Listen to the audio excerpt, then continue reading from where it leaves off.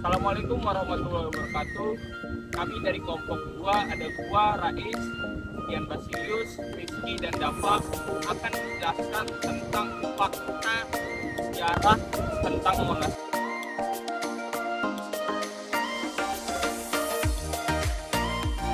Sejarah yang Monas mulai saat pemerintahan Republik Indonesia dikembalikan dari Yogyakarta kembali ke Jakarta. Jadi saat itu Presiden Soekarno ingin membangun sebuah monumen yang menyerupai Menara Eiffel yang ada di Paris sebagai bentuk kenangan dan juga apresiasi kepada para pahlawan yang telah gugur di medan perang tahun 1945.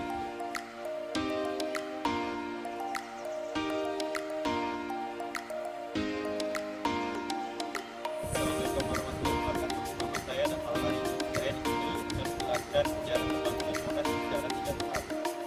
Yang pertama, pada tahun 72 Monas itu dibuka untuk umum, tapi hanya sebagian kecilnya saja.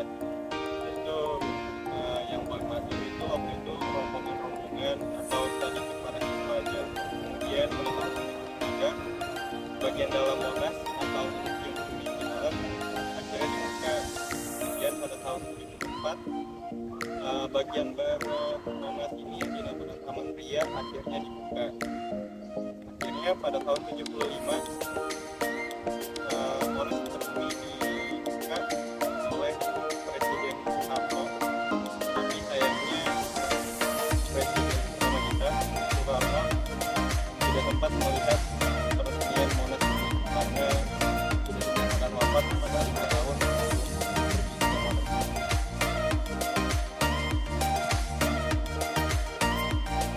Berikut fakta menarik tentang Monas yang mungkin kalian belum ketahui. Yang pertama, Lingga dan Yoni. Lingga dan Yoni merupakan desain atau struktur dari monumen nasional yang memiliki arti dan makna filosofis yang mendalam. Tiara menara Monas merupakan perlambangan dari Lingga, lambang laki-laki yang bermakna kesuburan. Sedangkan landasan pada bagian bawahnya merupakan Yoni, lambang perempuan yang bermakna lembut dan feminin. Selain itu, kedua formasi ini pun memiliki makna lain yakni alu dan lesung, perlengkapan untuk menanam padi yang merupakan sebuah gagasan desain yang diutarakan langsung oleh Bung Karno. Yang kedua, emas pada puncak Monas. Dari situs majalah anak-anak Bobo disebutkan bahwa Teku Markam, seorang saudagar yang berasal dari Nangro Aceh Darussalam, menyumbang 28 kg untuk melapisi lidah api Monas.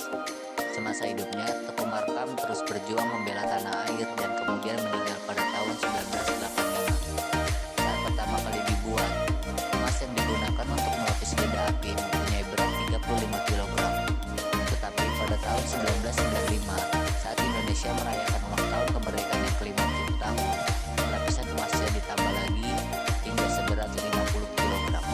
Yang ketiga adalah pergantian nama Monas. Kini terkenal dengan nama Monumen Nasional atau Tugu Monas. Pada awalnya, nama dari monumen ini bukanlah Monumen Nasional. Berbagai nama dan julukan pernah diberikan pada monumen yang berlokasi di depan istana kepresidenan tersebut. Mulai dari Lapangan Gambir, Lapangan Ikada, Lapangan Merdeka, Lapangan Monas, hingga Taman Monas. Namun, seiring berjalannya waktu, masyarakat kini lebih banyak menyebutnya dengan kata Monas, bentuk singkatan dari Monumen Nasional. Yang keempat adalah protes pembangunan Monas. Saat pembangunan Monas, ternyata pernah ditentang oleh berbagai kalangan, khususnya mahasiswa.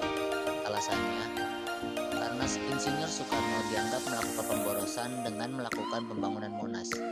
Menurut mereka, saat itu Indonesia lebih membutuhkan pembangunan infrastruktur pasca kemerdekaan daripada pembangunan monumen.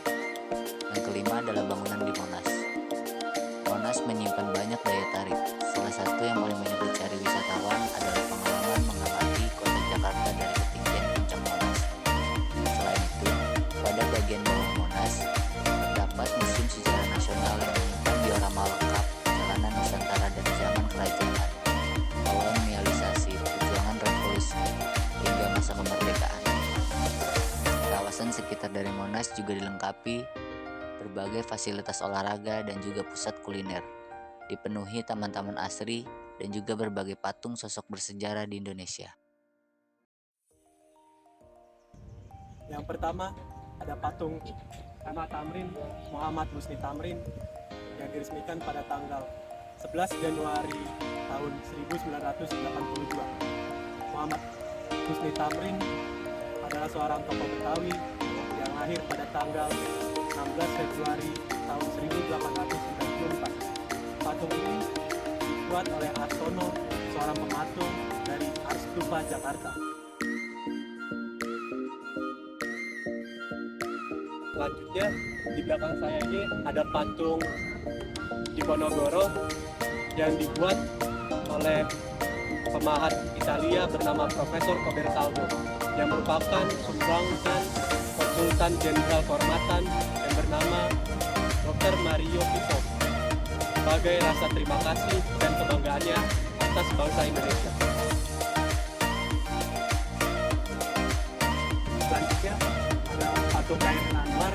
Khairil Anwar ini adalah sosok pelopor sastra angkatan 45. Dia dikenal sebagai pembaharuan dan pendobrak kekakuan dalam ekspresi sastra.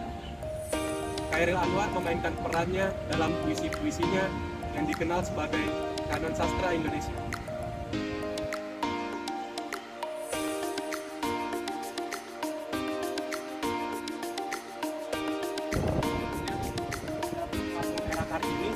Patung ini merupakan pemberian dan juga penghormatan dari Jepang kepada Indonesia pada April tahun 1968.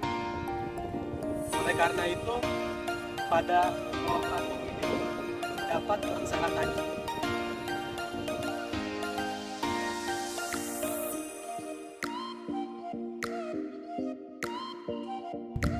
Oke, yang terakhir ada patung Ikada. Patung ini dibuat untuk mengenang tentang Ikatan Atlet Jakarta pada tanggal 19 September tahun 1945, dibuat oleh dosen ITB pada tahun 1987 dan selesai pada tanggal 1 Februari